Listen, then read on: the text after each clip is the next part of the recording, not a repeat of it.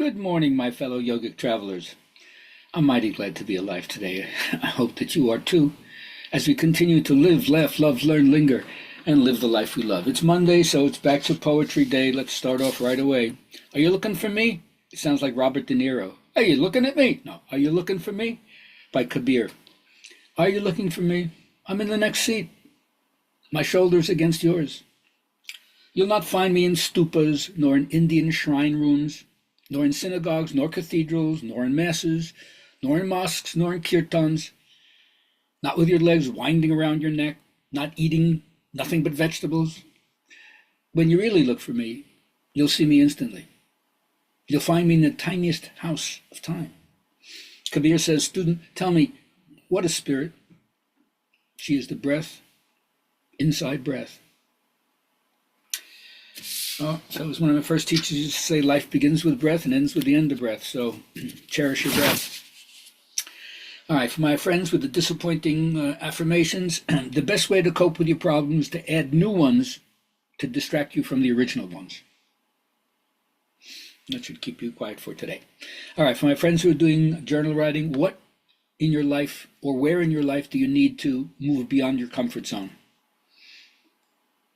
All things that we don't want to do because it makes us uncomfortable. Not that we're not capable of doing it, not that it wouldn't be better if we did it, not that it wouldn't develop aspects of ourselves, but a lot of times we're not comfortable, so we just pull away from that because it doesn't feel good. So where in your life do you need to move beyond your comfort zone? Let me know that, or just enjoy writing about it yourself and share it with me, and I'll share mine with you.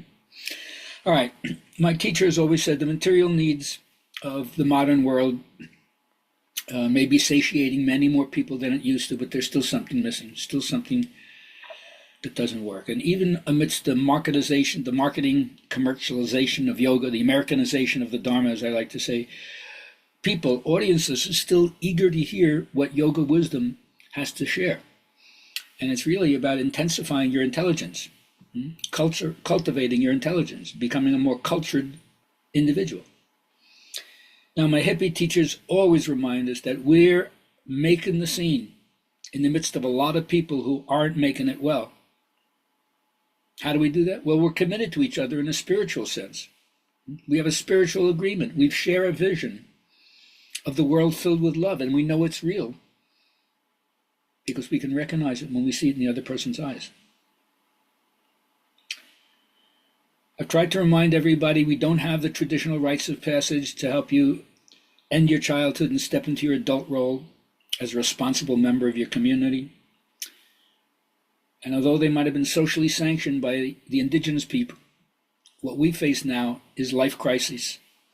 Any interruption or breakthrough of the status quo, birth, graduation, marriage, death, hospitalization, accidents, incarceration, going into the army, unexpected, being fired from the job, divorce, right? Unexpected ruptures that force you to go down and take note. So realize other people are going through much more difficult times than many of us are going through. So be an advocate, honor advocacy. My Native American teachers would always say, champion those you love, champion those who need your help, and position yourself behind what you really believe. That's the way to advocate. So now, my last little riff for today is I have affirmation teachers that work in a different way.